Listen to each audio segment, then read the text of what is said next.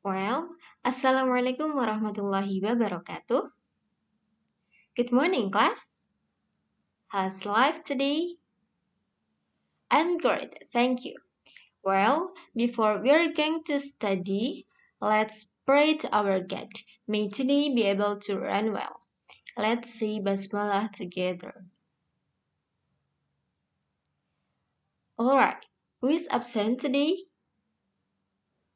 Amazing! All is at class. So, class, have you still remembered about the material last week? Good job. What is that? Great. And then, who is the main god who is worshipped as the Trimurti? Please mention them.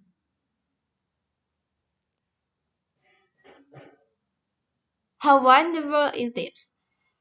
So, how many nicknames of Siddhartha Gautama? Great. Please mention. Okay. That's good, class. Please give applause for you all. Well, today we are going to learn about the process of entry, development, and influence of Islam in Indonesia. Here.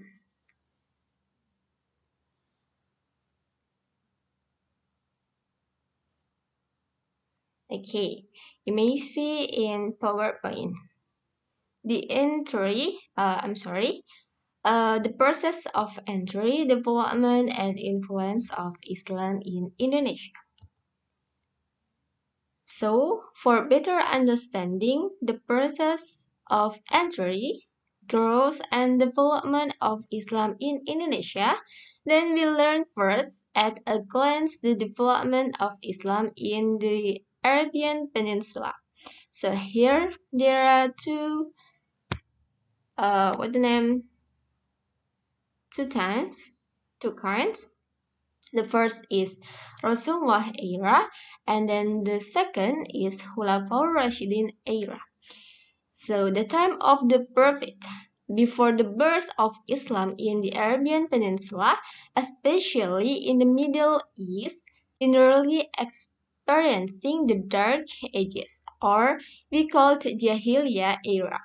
Their lives were covered by chaos, war, and power struggle. Women are seen as weak and oppressed under the rule of men. They lived by worshipping idols, Lata and Uzza. In 661 AD appeared Islamic religion taught by the Prophet Muhammad SAW, where Islam is a religion of monotheism, namely worship only to Allah. In the development of Shia Islam, the Prophet experienced many obstacles, especially from the Quraysh. Because Islam is dangerous to his beliefs and customs. So, to avoid the persecution of the tribe, the Prophet Muhammad carried out the emigration from Mecca to Medina. So, since then, there is a calculation of Hijrah era. In Medina, the Prophet Muhammad united tribes that had previously contradicted each other. From Medina, Islam began to develop. And then the second, in Khulafaur Rashidun era, here there are Abu Bakr, Umar, Usman, and Ali. So during Abu Bakr's reign, he tried to gather the revelation of Allah or record the holy verse of the Quran. This task was given to Zayd ibn Sabit. In addition, Abu Bakr also conducted the Ridha War. In that war, Muslims, under the leadership of Khalid bin Walid, there the war was to fight the victors and false prophets. And then, during Umar's time, he was known as intelligent and creative. In addition, he is also known as statesman and administrator. Yes, administrator. And then at this time, Umar continued the effort of bookkeeping verse of the Quran and collecting hadith of the Prophet Muhammad with a very critical and careful method, held Islamic dates and also expand the territory. And then it's going to continue by Uthman. He's known as a very generous figure. During this time, Usman completed the bookkeeping of the Holy Quran and expanded the territory. However, during this time, many officials and governors were replaced by figures from their family members. Those discussed dissatisfaction about Muslim after making the government chaotic. And then the last one is Ali. During this time, Ali managed to diffuse the various causes that existed after the Civil War. And in the end, the war between Ali's followers and Muawiyah finally are reconciled. So, for all Muslims have an obligation to carry out the pillar of Islam and the pillar of Iman or faith. Uh, who, the pillar of Islam, those are Shahadah, prayer, zakat, fasting, and Hajj, which is for those who are able. And then the pillar of faith, namely faith in God, scripture, angels, apostles, and days and destiny. And then the main sources of Islamic teaching, namely the Quran and Hadith. And then the next, we are going to the early process of Islam development in Indonesia. Here there are four.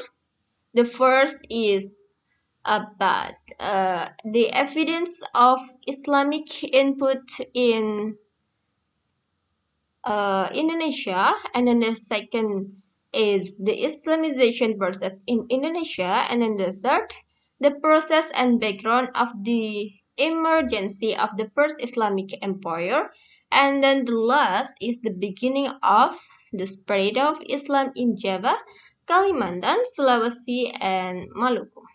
So the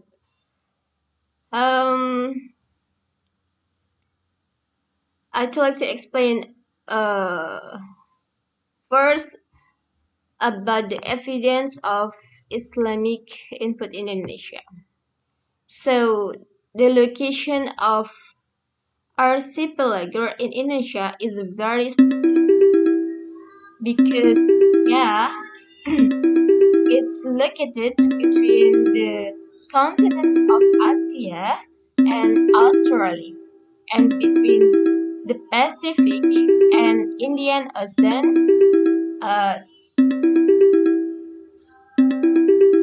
Therefore, American ships conducting international voyage always pass through Indonesian waters. Thus, it can be said that international shipping and leaves Indonesian waters. Ships to Indonesia through the Malacca Strait. Thus, Malacca has a role, namely as a trading center and a center for the spirit of Islam. I'm so sorry because there's a trouble last time. And yeah, we are going to the second, the Islamization process in Indonesia. The community or the group of Islamic carriers and recipients in Indonesia was carried out by traders from Persia, Egypt, and Gujarat. And then the process of dissemination in Indonesia is carried out through several ways, namely trade, marriage, education, and then, well, We are going to the third. It is the process and background of the emergence of the first Islamic empire. So, since the 7th century, North Sumatra has been the center of the spice trade, with a strategic location as a stopover place for traders from various countries. And also, the area is known as a procedure of goods that are also traded. Therefore, the Islamic trader, while spreading the religion of Islam.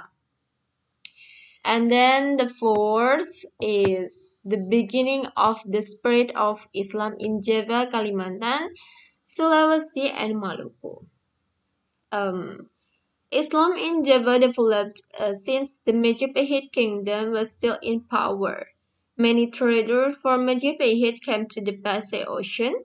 The influence of Islam in Java is evidenced by the discovery of the tomb of Fatimah bint Maimun in Leran Gresik, and also several tombstones in Troloyo, Trowulan, and Gresik. And then when Islam entered South Kalimantan, Hindu-style kingdoms were centered in Nagaradipa, Daha, and Kariparan Amunta. These kingdoms have relation with Majapahit. What the name? With Majapahit kingdom. So, the process of Islamization in Sulawesi occurred in the 15th century. At that time, Sulawesi era was visited by Muslim traders from Malacca, Java, and Sumatra. And the influence of Islam in Maluku originated in Java, brought by traders and scholars. The crossing is done through the channels of sound, dawah, and marriage. Okay, before we are going to the quiz for the class, any questions, Var?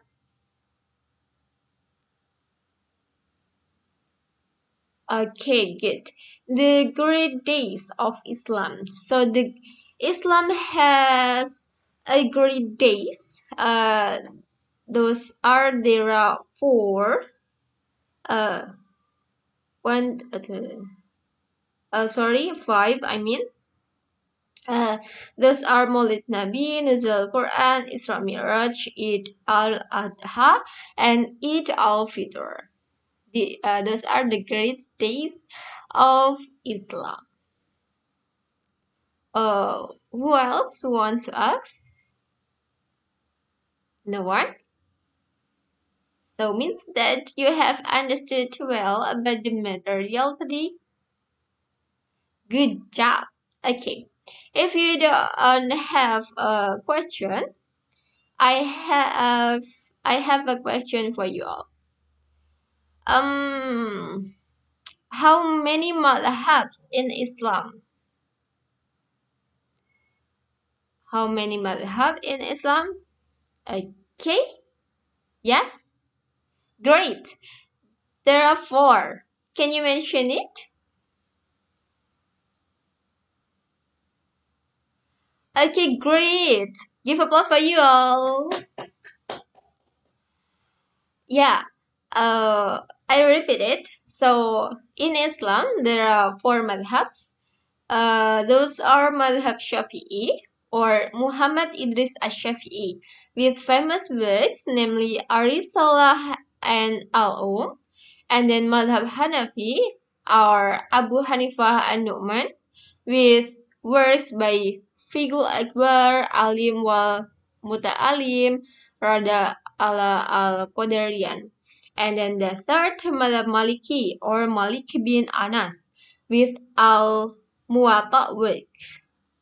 And then the last is Madhab Hambali, Ahmad bin Ibnu Hambal And among the madhabs that we have the most influence in Indonesia is madhab Syafi'i, because this madhab developed around the 13th century, and it was easy to adjust Sharia to customs in Indonesia.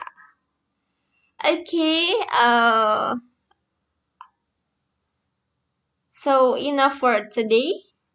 This is a quiz for you. There are 3 quizzes. You may do this what's the name, assignment, and you may collect in LMS, absolutely. And for the deadline is until next week. Yeah, next week. Okay, any question before we close?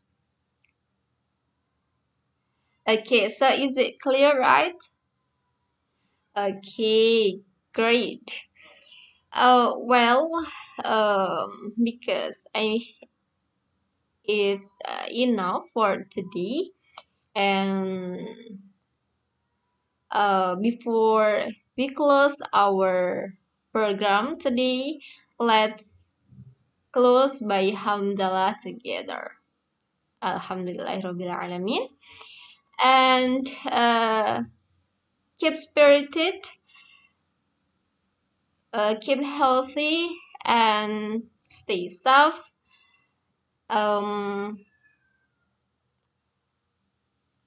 Thank you very much for joining my class. See you next week, and wassalamualaikum warahmatullahi wabarakatuh.